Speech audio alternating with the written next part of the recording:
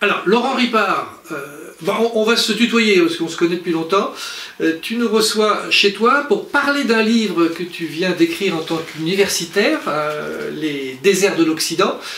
Tu es, rappelons-le, professeur d'histoire médiévale et le directeur de l'UFR Lettres, Langues et j'oublie l'autre, Sciences humaines. Les sciences humaines à l'Université de Savoie.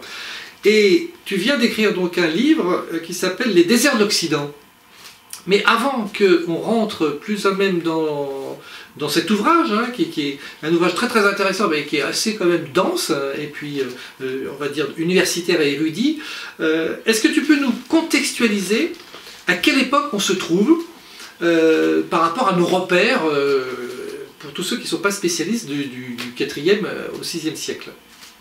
Alors l'action en fait se passe durant une période qu'on appelle l'Antiquité tardive aujourd'hui, qui va du 4e au 6e siècle.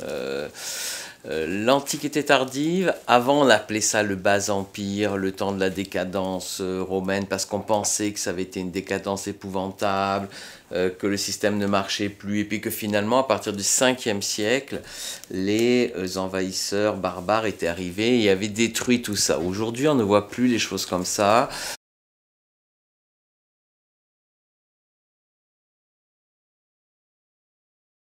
On pense cette période comme une période assez florissante et comme une période de transformation progressive de la société, où beaucoup de choses changent, des barbares arrivent, mais qu'on voit plus forcément comme des étrangers qui détruisent tout, mais plutôt comme une forme de militarisation de la société.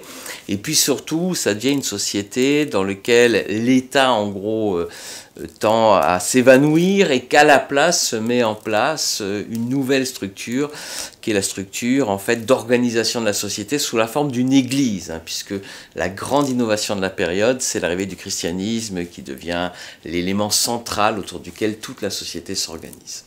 C'est quoi les peuples qui arrivent là à ce moment-là et qui vont juste après la chute de Rome voilà. Alors, il y a une série de peuples. Alors déjà la notion de peuple, elle peut se discuter beaucoup, parce qu'on ne sait pas très bien si c'est vraiment des peuples ou si c'est en fait des armées tout simplement. Donc il y a une série de populations qui arrivent qui, en gros, ça fait 80 000 hommes chacun à peu près. Hein. Alors ça peut être des Francs dans le nord de la Gaule, ça peut être des Burgondes par exemple dans la région où on vit actuellement, la Savoie c'est des Burgondes. Ça peut être surtout des Goths, hein, qui sont les peuples un peu dominants, qui arrivent par exemple ce qu'on appelle les Visigoths, qui vont dominer le sud-ouest de l'actuelle France, l'Espagne. Ça peut être aussi les Ostrogoths, qui eux vont s'implanter plutôt en Italie. Ça peut aussi être les Vandales en Afrique du Nord. En gros, tout ce qui est la partie occidentale de l'Empire romain reste un peu dans l'Empire romain avec un grand souvenir qui est l'empereur, mais l'empereur délègue son pouvoir à des royautés barbares qui vont s'installer progressivement entre le début du 5e siècle et le début du 6e siècle. En gros, sur le long 5e siècle, il y a toujours un empire romain contrôlé par l'empereur, mais uniquement dans la partie orientale, la partie grecque. La partie latine, l'empereur en fait n'agit plus que par les délégations qu'il a confiées à des royautés barbares.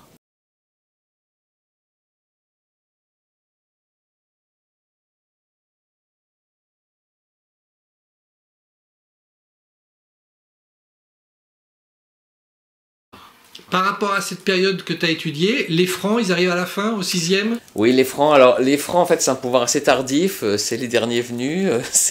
C'est peut-être les plus sauvages, en fait. Ceux, d'ailleurs, qui ne sont pas chrétiens avant d'arriver, ce qui est rare, parce que quand ces peuples arrivent, ils sont chrétiens comme les autres. Hein. La plupart de ces peuples sont chrétiens depuis le 4e siècle, comme le monde romain, d'ailleurs. Tout s'est fait un peu en même temps. Les Francs, en revanche, eux, arrivent de plus loin et de beaucoup plus au nord, donc plus dans un monde barbare, et eux à l'origine ils sont chrétiens jusqu'au moment où Clovis se fait baptiser, à une date qui fait beaucoup discuter les historiens. On ne sait pas très bien si c'est à la fin du 5e ou au début du 6e siècle. Aujourd'hui on en doute de plus en plus de la date exacte du baptême de Clovis, et progressivement les Francs vont descendre et conquérir la Gaule. La fin de la conquête de la Gaule par les Francs, c'est seulement les années 530, hein, donc relativement tard en fait. Hein, voilà. Mais là, ils font la conquête, particulièrement du royaume burgonde, donc ils sont en vallée du Rhône seulement vers 530. Explique-nous qu'est-ce que c'est que les déserts, hein? C'est quoi ça, le désert? On en a un chez nous, là, à Chambéry, le désert. Il y en a plusieurs même. Il y en a dans les Bauges, la Chartreuse, en fait il y en a partout. Le désert, dans la culture européenne, en fait c'est un concept.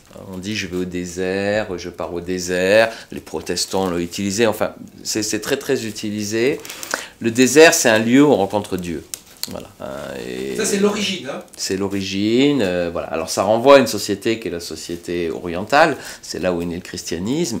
La société orientale, il y a un désert. Alors c'est un désert qui est ambigu. Il est à la fois, c'est le monde du surnaturel. Donc il est toute la société, par exemple égyptienne, était une société basée sur l'opposition entre les terres habitées et le monde du désert, hein, entre la vallée du Nil, en gros, et les déserts qui sont proches. Bon. C'est pareil dans le monde palestinien, dans le monde syrien, où le désert, en fait, est très proche. Bon. Et le désert, c'est l'endroit où il n'y a pas l'homme, mais en même temps, il y a le surnaturel. Alors, ça peut être des démons, mais pas seulement, ça peut être aussi Dieu. Dans toute la Bible, c'est une histoire où on va rencontrer Dieu dans le désert, où on va rencontrer Dieu dans la montagne aussi, le Christ va aussi sur la montagne, mais la montagne, en fait, c'est pratiquement un désert. Hein. Le terme d'oros en grec, qui désigne la montagne, orographie en français, ça désigne aussi un peu le désert. C'est un peu la même chose, on le voit bien d'ailleurs en Savoie, puisqu'en Savoie, les déserts, c'est les montagnes, hein, voilà, religieusement. Bon. Alors, c'est donc à la fois un espace et surtout un concept. C'est l'endroit isolé des hommes où je rencontre Dieu. Et un petit peu l'histoire que veut dresser ce livre, c'est comment en Occident, on a pris puisque tout le christianisme, le monachisme, en fait, se met en place en Orient. Et comment en Occident, on a repris cette idée désert et on a essayé de la transvaser dans l'histoire occidentale. Et comment ces choses se sont mis en place, comment on a fini par penser qu'il y avait des espaces un peu sacrés, qu'on va appeler des déserts, dans lesquels il y a une relation particulière à Dieu et qui ont été sacralisés par la présence des moines. C'est cette histoire que dresse ce livre, en fait. Ben, on va continuer sur cette notion de lieu. Ça arrive comment en Europe, hein, et chez nous, puisque tu cernes plutôt le sud-est, hein, de la France. Oui, parce qu'en fait, en gros, la thèse du livre, hein, c'est que au cours du IVe siècle, donc le IVe siècle, c'est le moment où naît le monachisme, c'est-à-dire dans lequel des gens qui ont des vies ascétiques commencent qui peuvent être très diverses. C'est une vieille culture antique que de mener des vies ascétiques, c'est-à-dire ne peu manger, peu dormir, ne pas avoir de relations sexuelles, ne pas faire couler le sang, enfin autant de comportements qui vous situent en dehors de la communauté humaine quelque part et vous rapprochent du divin. C'est très ancien en fait de la culture antique. Comment ça s'organise, ça s'institutionnalise dans le christianisme et où progressivement ça devient ce qu'on appelle le monachisme. Ça c'est une histoire qui se passe au cours du IVe siècle et qui se passe en Orient. Alors elle peut prendre plein de formes, hein, la première vie monastique, mais l'une de ces formes, en particulier la plus spectaculaire, c'est le départ dans le désert. Voilà. Et quand le monachisme se diffuse en Occident, c'est-à-dire à la fin du IVe siècle, en fait, le modèle qu'ils ont en tête, c'est les vies des saints égyptiens qui vivent dans le désert. Et ça, c'est extrêmement à la mode, à la fin du IVe siècle. Tous les jeunes occidentaux rêvent de partir dans le désert. Bon. Est-ce qu'il y a une vedette là dans les saints égyptiens? Est-ce que tu peux en citer? Oui, il y en a une, c'est Saint Antoine, disons, autour de 360, l'évêque d'Alexandrie, donc un patriarche majeur, hein, du christianisme, écrit la vie d'Antoine. Il l'écrit en grec, mais surtout c'est traduit en latin, et c'est un best-seller. Et tout le monde va reprendre la vie d'Antoine, comment il vit dans le désert, etc. Et ça va être le modèle général. Et donc, pour un jeune occidental, il y a deux solutions. Première solution, je vais moi-même en Égypte. Un certain nombre de gens le font, mais c'est très difficile. Hein. Partir en Égypte, c'est un énorme voyage, c'est compliqué, c'est dangereux. C'est quand même compliqué, à une échelle un peu large, d'aller en Égypte ou dans le désert de Syrie, même si un certain nombre l'ont fait. Et très vite, les Occidentaux cherchent une manière de vivre dans le désert, mais en Occident, là où il n'y a pas de désert. Et à partir de la fin du IVe siècle, à partir des années 370, on va trouver la solution. Celui qui trouve le premier la solution, c'est un très grand moine latin qui s'appelle Jérôme, qui lui est d'ailleurs parti vivre en Orient, et qui a cette idée nouvelle, c'est que pour un occidental, il peut aller vivre dans le désert égyptien, mais il peut aussi rester chez lui et aller vivre dans des îles. Et les îles sont pour lui l'équivalent du désert. Et c'est cette idée qui va se développer et qui fait qu'en Occident, les premiers déserts vont être construits dans les îles. Donc ça commence où en Europe? Alors ça commence en fait en Italie, assez logiquement j'ai envie de dire. En Italie, disons à partir des années 300, autour des années 380, on a les premières expériences, disons attestées dans la documentation, du moins, en tout cas moi je pense que c'est pas avant les années 370, avant 380 que ça se met en place, même si ça peut se discuter. En fait, ce sont des petites îles, alors beaucoup les îles toscanes, des îles comme l'île de Capraia, l'île de Gorgone, dans lesquelles on voit des gens venir vivre dans ces îles. Et puis, dans un deuxième temps, on va le voir se développer au large de la Provence, au début du 5e siècle, à partir de 410, d'abord à Lérins, qui est un immense monastère, et puis après sur les îles d'Hyères, ou à peu près au même moment, où on voit aussi des moines s'installer dans les îles. Donc ils vont dans ces îles, alors qui ont une double tradition dans la culture antique. La culture antique, l'île, c'est à la fois le lieu d'exil, le lieu de la punition. Ça existe encore aujourd'hui d'ailleurs. Hein. Encore aujourd'hui, l'État italien utilise une partie de ces îles comme bagne. C'est d'ailleurs assez compliqué pour les archéologues qui voudraient retrouver les monastères, c'est que beaucoup de ces îles sont encore des prisons. Et souvent, les prisons sont dans les anciens monastères. Bon. Ou le comte de Monte Cristo. Monte Cristo était aussi une île à monastère, mais c'est aussi typique. Voilà. Ou le Frioul. Bon, enfin, voilà. Toutes ces îles sont. C'est un lieu de relégation. Et il y a d'ailleurs une peine dans le droit romain qui est la peine de condamnation à l'exil insulaire. On est exilé sur une île, et ça a une tradition très forte dans le christianisme parce que celui qui a écrit l'Apocalypse, qui est censé être le même apôtre que celui qui a écrit aussi l'évangile dit de Saint Jean, il l'a écrit aussi sur une île. Il commence en disant « je suis exilé sur une île ». Voilà. Et en particulier, les dissidents religieux étaient condamnés à l'île. Donc l'île, c'est un peu le martyr du chrétien condamné à ça. Et en même temps, ben, les îles, c'est comme aujourd'hui. L'île, c'est vraiment quelque chose de charmant, c'est beau, c'est joli. Et les élites romaines se construisaient des magnifiques résidences sur les îles. Voilà. Donc c'était un peu les deux, entre le paradis et entre l'enfer. Et ils jouent un peu sur les deux. Voilà. C'est à la fois l'enfer, là où on est puni, et le paradis, parce qu'il n'y a rien de plus beau qu'une île. Voilà, c'est clair.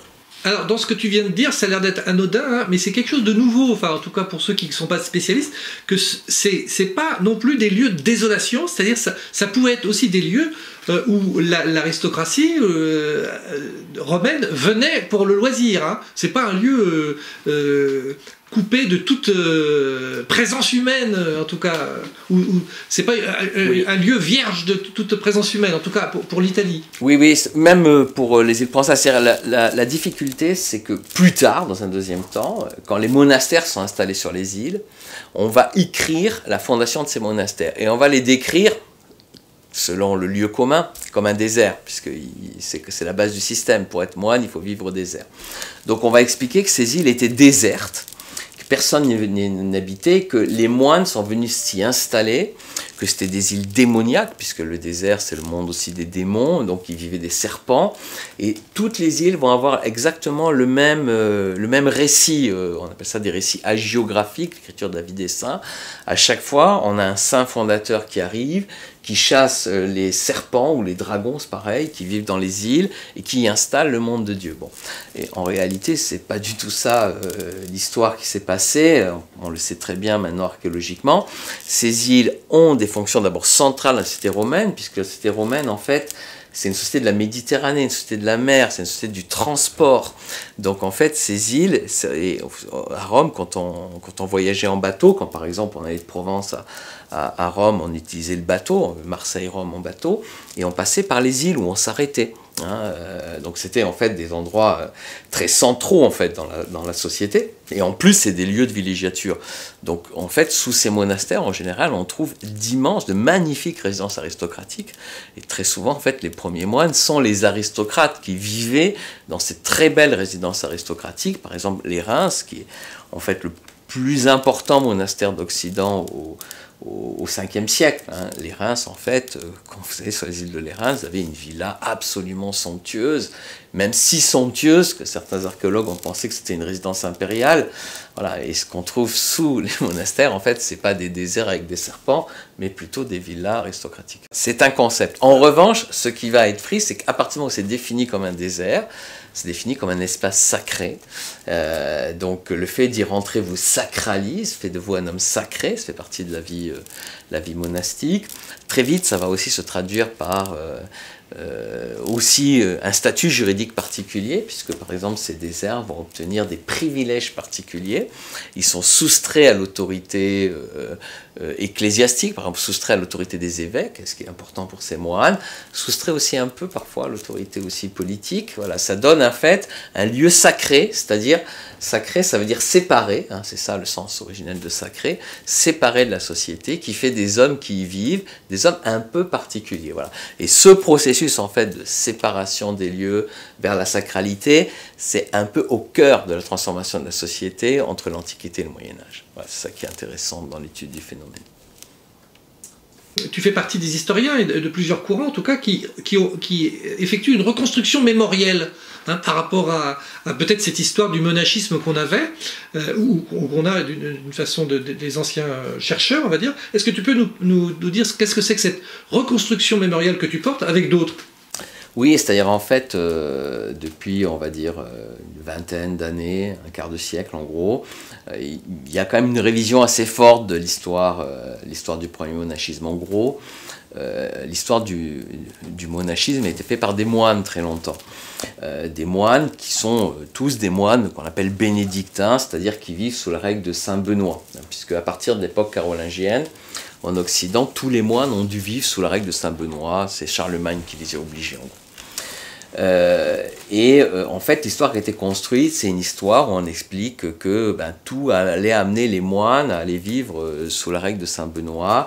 Donc si vous lisez un livre d'histoire classique, on vous dit au début, les moines, ils vivent comme des ermites, et puis après, ils se rassemblent en communauté, puis après, ils se dotent d'une règle, et puis ils vont se doter de la meilleure des règles, qui est la règle de Saint Benoît. Bon, en fait, quand on étudie un peu les choses, on peut les voir complètement différemment, et voir que beaucoup de cette histoire a été écrite à partir de l'époque carolingienne, et donc que les moines ont passé leur temps à reprendre cette histoire-là, mais qu'en réalité l'histoire est autre. Et je crois que ce que révèle un peu l'histoire des moines telle qu'elle existe aujourd'hui, du moins des premiers moines, c'est l'extraordinaire diversité de ce courant, qui en fait partait dans tous les sens, avec, il n'y a pas d'abord les ermites, et puis après ceux qui vivent en commun, il y a plein de manières de vivre différentes, voilà, et c'est un petit peu cette richesse, je crois aujourd'hui, que les historiens redécouvrent. Et tu as déjà prononcé ce mot-là à plusieurs reprises, et c'est au cœur de cette reconstruction, et c'est très très intéressant, c'est que tout d'un coup, si tu t'appuies sur des documents, tu t'appuies aussi sur des recherches et des découvertes archéologiques, hein. Et ça a l'air d'être nouveau, enfin ça paraît invraisemblable comme historien.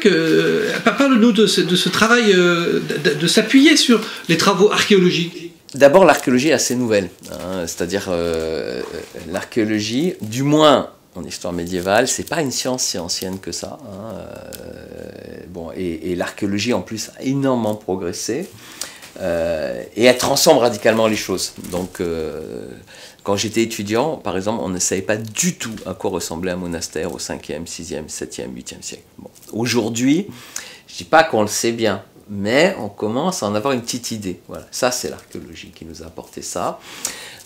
Donc il y a depuis 20 ans, 25 ans, parfois même depuis quelques années seulement, des travaux archéologiques énormes. C'est-à-dire que ça change tous les jours, ça va à une vitesse absolument colossale. Peut-être malheureusement, historiens et archéologues ont assez peu travaillé ensemble. Il y a les archéologues font les choses d'un côté, les historiens de l'autre. Bon, ce qui m'a intéressé un peu, c'est pour ça que en fait, j'ai fait cette recherche, c'était la possibilité d'utiliser l'ensemble de cette documentation archéologique récente qui vient d'arriver. Hein. La plupart des travaux que j'utilise ont été faits dans les 15 dernières années, en fait, d'utiliser tous ces travaux archéologiques pour essayer de relire les textes qu'on avait un peu différemment, puisque l'archéologie nous donne d'autres indices. Voilà, je trouve que c'est une démarche assez intéressante. En tout cas, moi, c'est ce qui m'intéressait dans cette étude. Alors, on revient, on revient aux moines. Hein. Finalement, même si tu l'as dit un peu, qu'est-ce que c'est qu'un moine? Il y a plusieurs types de moines hein, dans cette période-là. Et est-ce que tu peux me dire qu'est-ce que c'est qu'un moine? D'où ils viennent, par exemple? De quelles conditions sociales ils viennent? Alors, d'abord, qu'est-ce que c'est qu'un moine? C'est une vraie question et j'aurais beaucoup de mal à donner une réponse parce que c'est pas évident. Tu l'as dit un peu dans cette volonté d'avoir un comportement autre en dehors du monde, hein, mais... C'est ça. Alors, en fait... ça suffit, ça. Ouais, alors justement, c'est ça le problème. En fait, il y a des gens qui vivent de manière ascétique.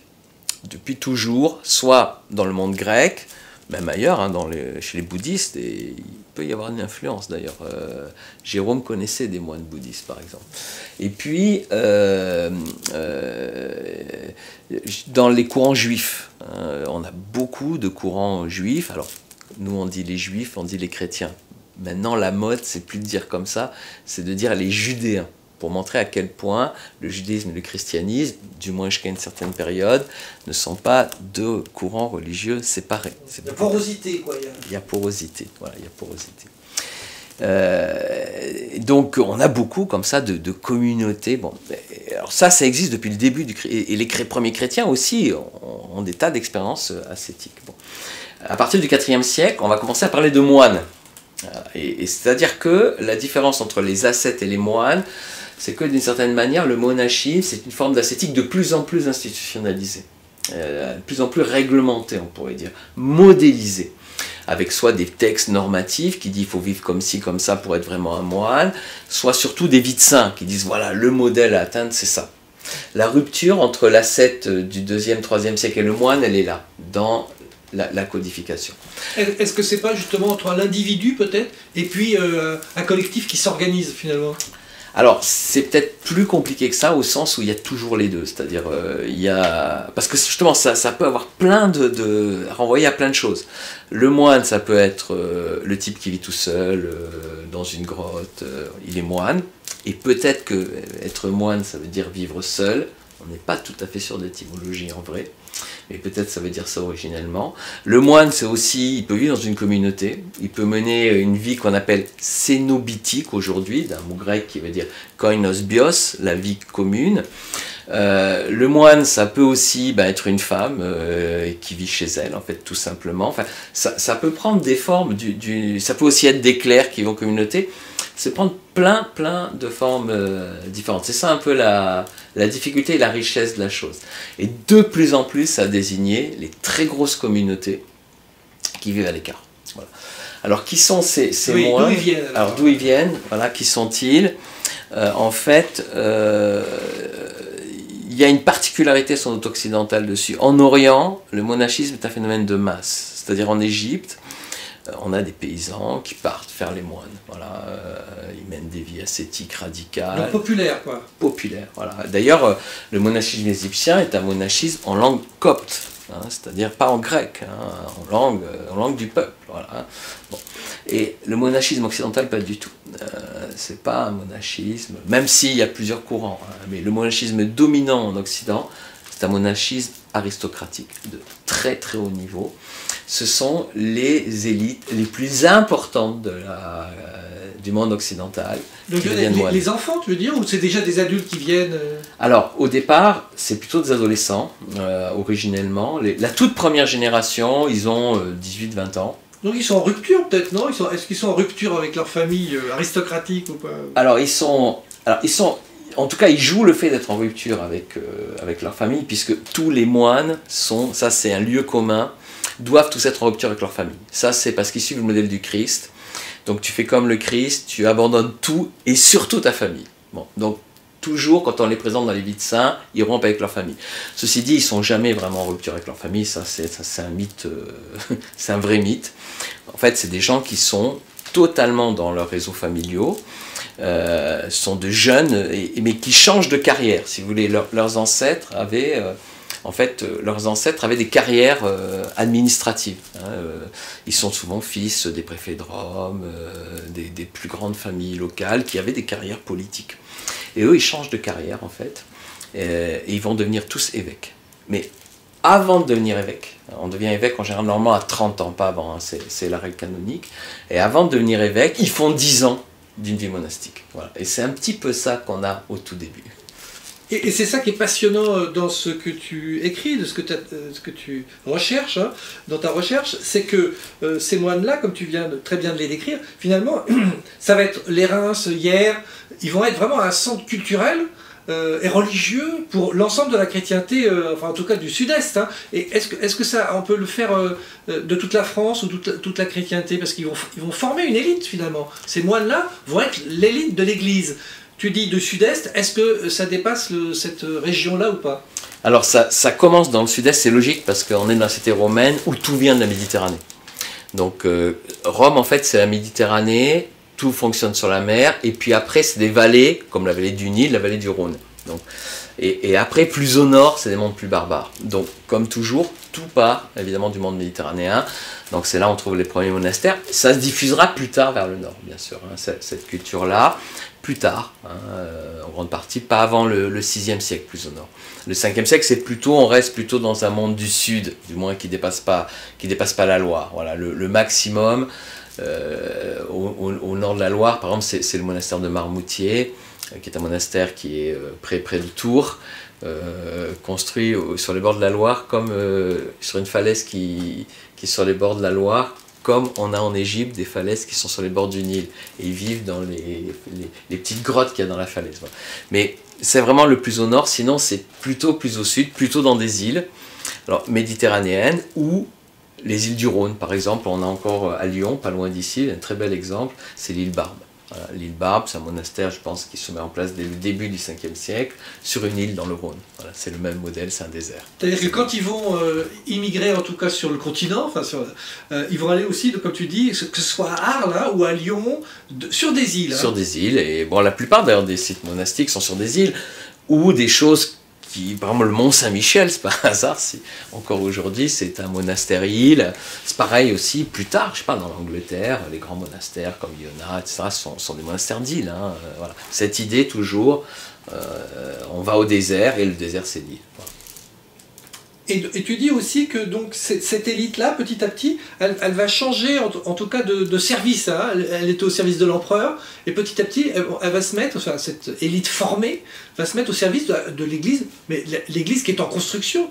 Et dites-nous un peu par rapport à ça, est-ce que l'Église du 4e au 6e siècle, c'est peut-être pas... Est-ce que c'est la plus grosse organisation, finalement, qui est en train de se construire, là? Oui, c'est ça. Par rapport à l'absence d'État, quoi. Oui, c'est ça. En fait, bon, le Moyen-Âge, on peut le définir comme c'était sans État.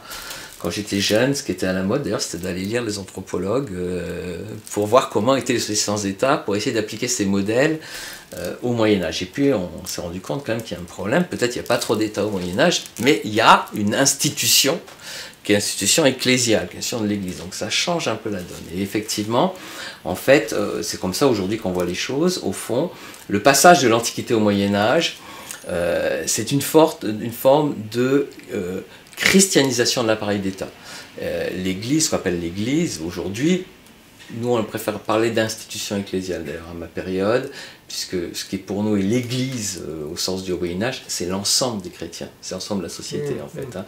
Donc c'est le mot qui recouvre la communauté, quoi. C'est le mot qui recouvre la communauté. La meilleure traduction du mot Église à l'époque de Charlemagne, ça serait le mot société, puisque tout le monde est chrétien. Donc quand Charlemagne dit l'Église, il veut dire l'ensemble des gens.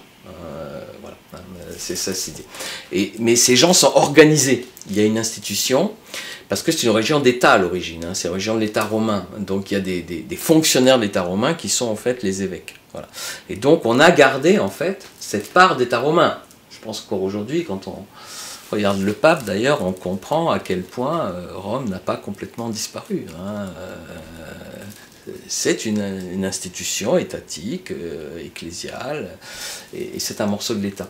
Voilà, et c'est un petit peu l'enjeu pour la génération autour de 400, 450, de basculer d'un modèle où l'empire, la cité était tout, à un modèle où ce qui devient tout, en fait, c'est l'institution ecclésiale. Voilà. Et les monastères servent à transformer leur profil. Et la force de cette organisation, c'est qu'elle est multi-territoriale ou interterritoriale. Alors en plus, voilà, le territoire va changer justement parce que bon, Rome a une conception assez quadrillée de l'espace, assez territorialisée de l'espace, très proche de la nôtre de ce point de vue, sur beaucoup d'aspects.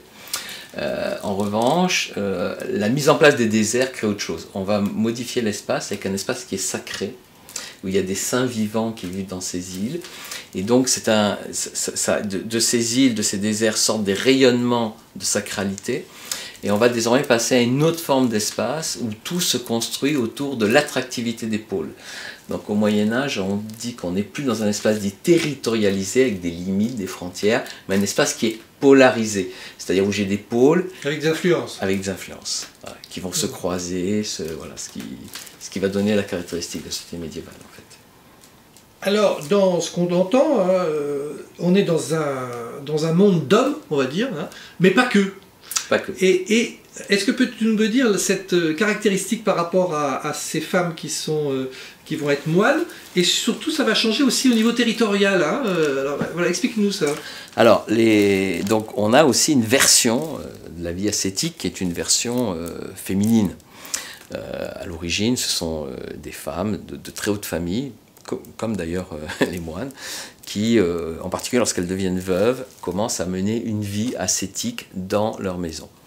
Et puis, à partir de la fin du 5e, début 6e siècle, on va créer des véritables monastères de femmes. On les appelle d'ailleurs pas tellement des moniales à l'époque, on les appelle les vierges, ce sont des vierges. Hein, et donc, en fait, l'idée fondamentale des choses, c'est qu'on les prend dans des communautés, on les met dans des monastères, et elles sont soumises à la clôture. C'est-à-dire que une fois qu'elles sont rentrées dans leur monastère, elles ne peuvent plus en sortir que pour être enterrées. Et elles vont vivre toute leur vie dans le monastère. Et elles peuvent rentrer jeunes, hein. C'est Oui. cette époque-là ou c'est plus tard? Déjà, là, on le sait par exemple par la première règle pour les femmes, la règle de Césaire, interdit qu'on prenne des moniales en dessous de 6 ans.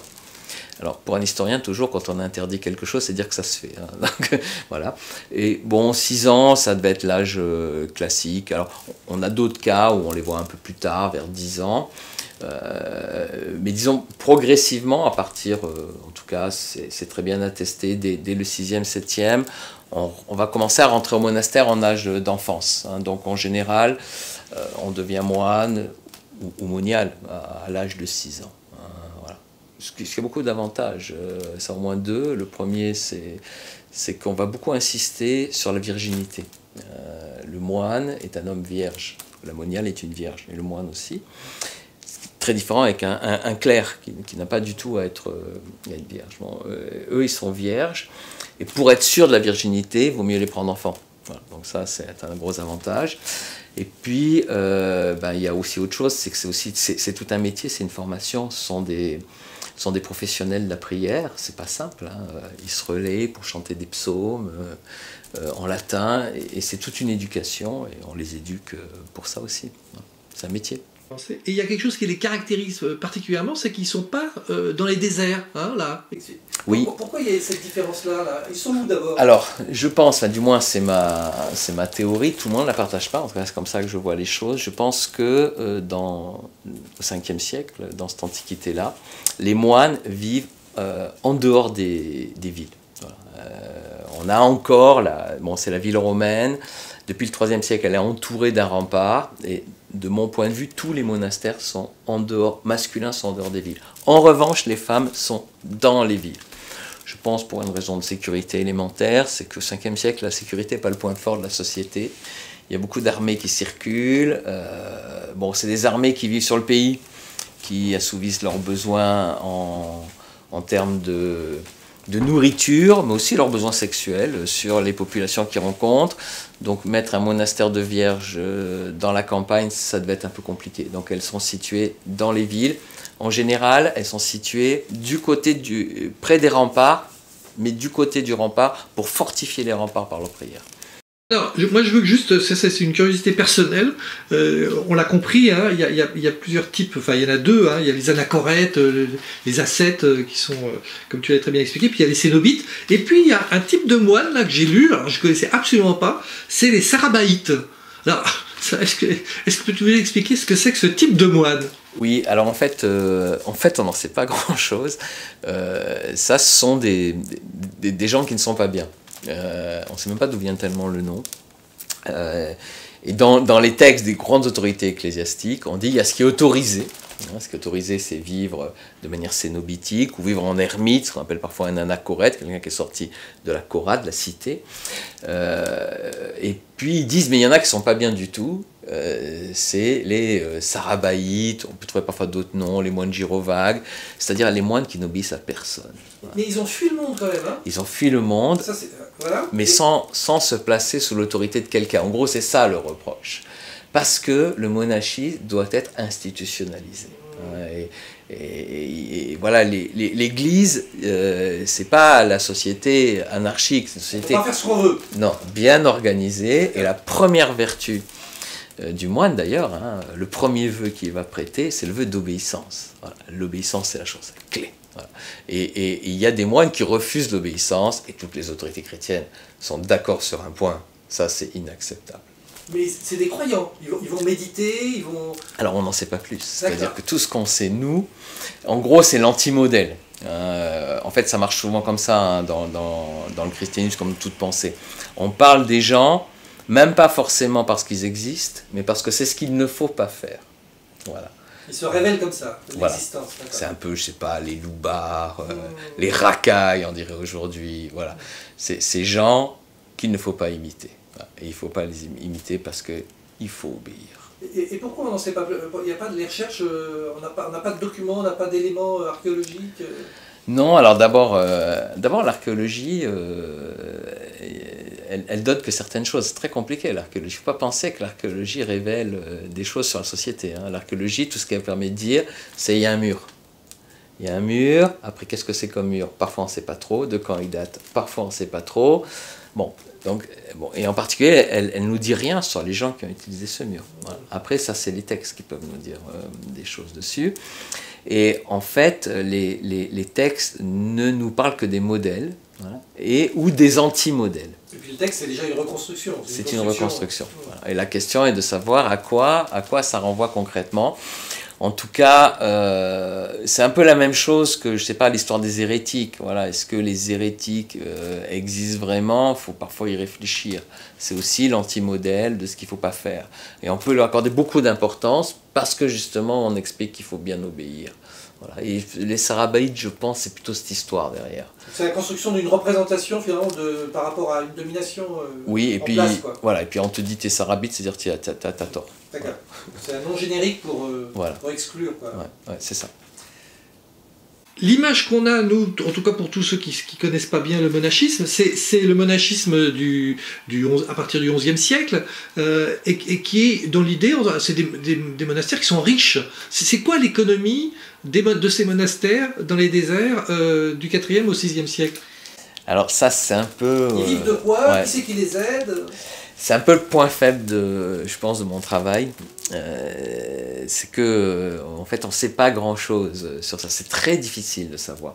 En gros, je pense, hein, mais c'est difficile. Disons, au début du monachisme, quand les premiers monastères se construisent, d'abord, ils se construisent sur des fortunes. Ce sont des aristocrates, souvent le plus haut du haut de la société romaine, qui consacrent en fait leur fortune à vivre de manière ascétique. Alors, ce qu'on appelle la vie ascétique d'un grand aristocrate n'est pas tout à fait ce que nous appellerons, nous, l'ascétisme. Donc, il vit dans sa villa somptueuse, avec ses esclaves qui continuent à le servir, mais il vit de manière plus austère, dans les couleurs qu'il porte, dans la nourriture qu'il fait, dans le mode de vie qu'il a. Bon, voilà. C'est pas des ordres mendiants du Moyen-Âge. enfin du milieu du Moyen Âge. Non, ça ressemble plutôt à certains Chartreux, par exemple, qui est un modèle très aristocratique au Moyen Âge aussi, d'une certaine forme d'humilité, très ostentatoire aussi parfois, mais dans des conditions. Donc ces gens ont une fortune souvent considérable, parfois les plus grandes fortunes du monde romain, donc c'est un peu comme nos oligarques d'aujourd'hui, hein, les grandes fortunes du monde romain, donc ils n'ont absolument aucun problème d'argent. Après, on sait aussi que d'autres communautés monastiques, qui ne sont pas capables de vivre par elles-mêmes, reçoivent des dons importants. Ça, on le voit. Dès la fin du IVe siècle, c'est attesté. Des gens donnent de l'argent, des sommes parfois tout à fait conséquentes aux moines. Et puis, ça, c'est attesté très clairement à partir de la fin du 5e, début 6e siècle. On leur fait des donations de terres. Et eux, ils vont vivre de la rente. Alors, il y a une vieille légende qui a été démonté depuis très peu de temps d'ailleurs, c'est pas moi qui travaille dessus, mais j'ai des collègues qui travaillent sur ces questions, qui disaient que les moines travaillaient. Bon, et aujourd'hui on est à peu près tous d'accord, mais depuis très peu de temps, sur le fait que les moines du Haut-Moyen-Âge ne travaillaient pas. Au mieux, ils faisaient un peu de jardinage pour se détendre. Ah oui, c'est incroyable. Donc, c'est pas les monastères du 12e ou 13e siècle. Alors, même les monastères du 12e, moi, je voudrais les voir travailler. Donc, c'est vraiment une fausse représentation qu'on a. Oui, parce qu'on ne pense pas que, en fait, le moine est un aristocrate. Voilà. Le moine, c'est une élite. Voilà. Même encore au 11e, 12e peut-être un petit peu moins, mais il y en a très peu. Hein. Par exemple, si je prends le 11e siècle, la région Rhône-Alpes, peut-être il y a 400 moines, 500 moines. Et c'est tous des enfants des familles aristocratiques. Voilà. Et il y a des paysans qui travaillent pour eux, quoi. Voilà, c'est ça l'idée. C'est ça l'idée, et ils vont recevoir des terres importantes. Alors, quand on donne des terres, on donne le paysan qui va avec, des rentes importantes, parce que progressivement aussi va se construire l'idée que je fais un échange avec le monastère, j'ai beaucoup péché, je vais mourir, je donne mes terres, et les moines vont prier pour moi, et la prière des moines va laver mon âme et j'irai à la vie éternelle. Voilà, c'est un petit peu ça l'idée.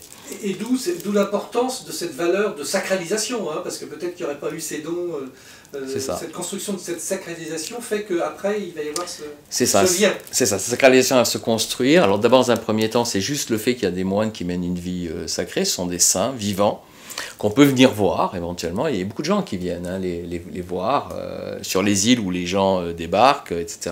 Ils écrivent, ils communiquent, mais on vient les voir, comme dans un zoo, j'ai envie de dire, mais comme on le faisait aussi chez les Égyptiens, où on allait voir les moines dans le désert.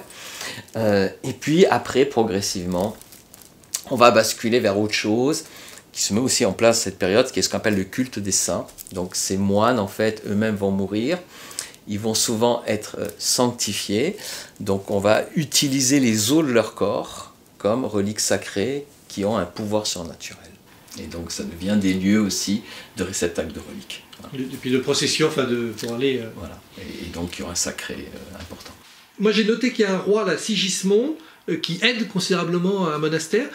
Quel est au VIe siècle le rapport entre cette institution ecclésiale, comme tu dis, et le pouvoir politique en place ?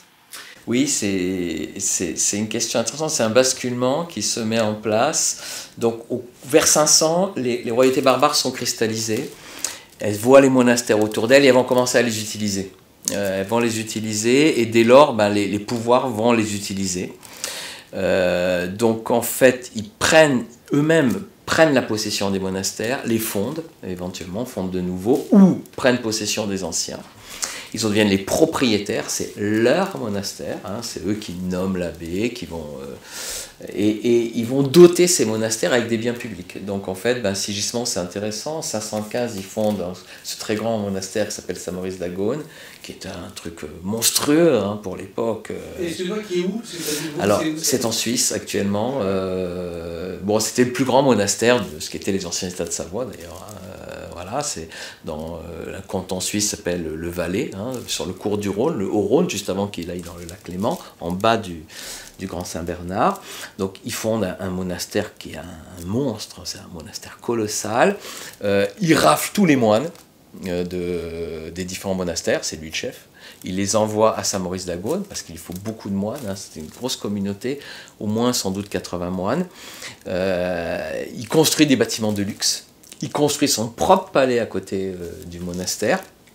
Et là, il va construire, il prend aussi beaucoup de terre qu'il leur donne, avec d'immenses possessions, donc ils ont quand même des biens assez importants, donc ils peuvent mener une vie assez importante, attirer beaucoup de monde aussi, et il en fait un monastère qui est entièrement consacré, en gros, à la célébration de lui-même, puisque lui est le premier roi chrétien catholique, comme on dit, orthodoxe des Burgondes, et ce sont des moines qui vont prier pour le soutien de son royaume et qui lui donnent un prestige politique important. Voilà, et les monastères, disons à ce moment-là, toute l'époque mérovingienne, sont utilisés par le pouvoir politique à leur propre profit. Alors en t'écoutant, là j'ai peut-être oublié de poser la question, on voit de quelle origine sociale ils sont, qu'ils ne travaillent pas, qu'ils mènent une vie pas forcément ascétique, en tout cas comme on pourrait l'imaginer. Qu'est-ce qu'ils font concrètement ces moines dans la journée? Alors, ça, en fait, au 5e siècle, d'abord ça va dépendre de quel moment ils sont dans leur itinéraire monastique. Quand ils arrivent, ils vivent d'abord dans ce qu'on appelle un cénobe, c'est-à-dire un lieu de communauté monastique. Et le but, en fait, c'est de les casser. Hein, c'est pratiquement dit comme ça, de casser en eux l'homme orgueilleux, l'homme séculier. Donc ils apprennent à peu manger, à peu dormir, à prier, ils apprennent toutes les bases. C'est l'armée, quoi. Oui, c'est l'armée. D'ailleurs, un monastère est pensé comme une armée. En fait, c'est pensé comme des légions. Hein. Le moine, nous, on pense souvent le moine, c'est un peu le hippie, tout ça, pas du tout. Leur modèle, c'est un militaire, c'est un soldat de Dieu qui affronte le diable. Voilà. Toujours, ils se pensent comme une légion angélique. Et les monastères, les premiers monastères, c'est un camp de légionnaires, en fait. Il faut le penser comme ça.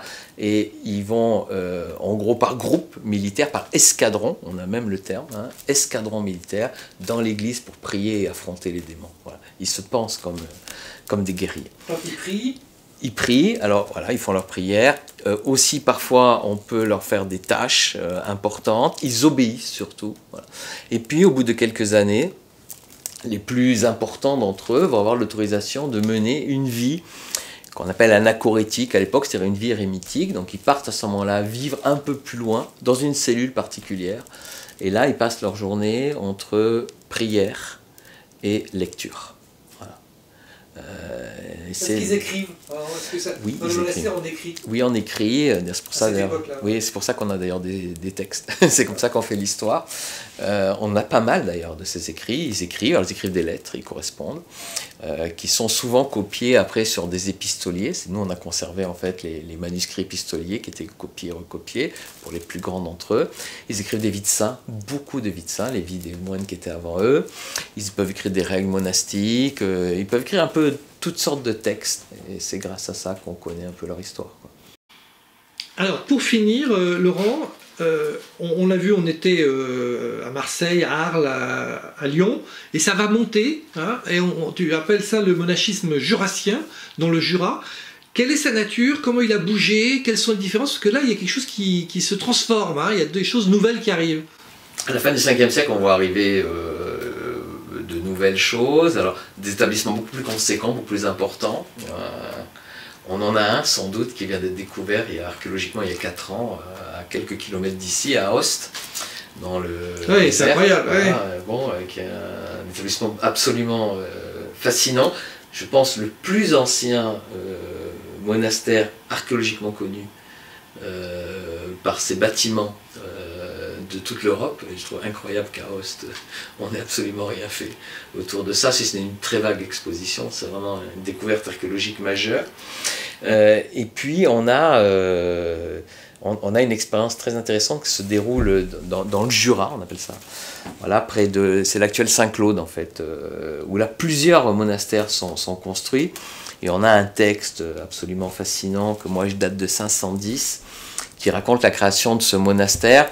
C'est un monastère d'un genre un peu nouveau, qui est moins élitiste que les autres, qui est un petit peu plus populaire, un recrutement plus large, ou du moins il y a des strates sociales un peu différentes. Il y a des gens, très bonnes familles dedans, mais d'autres sans doute qui sont de beaucoup moins bonnes familles, certains qui travaillent même. Et puis là, on voit apparaître toute l'influence égyptienne, ça c'est intéressant, avec les miracles, avec le développement du culte des saints de manière... Enfin, ça a un côté très coloré, très oriental, qui est un peu en rupture avec l'ascétisme aristocratique qu'on avait au tout début. Et puis tu vas même jusqu'à, j'ai vu ça, des guérisons, hein, et de l'exorcisme à distance. Hein. Oui, oui, donc oui. là, on est oui, dans oui. une modernité technique. Alors en fait, c'est des pratiques orientales. C'est-à-dire que quand si tu vas en Égypte, là tu trouves des choses. L'Égypte, il y a une culture qu'on appelle d'hyperascétisme. Donc on a des moines qui font des concours. Comment faire des choses terribles,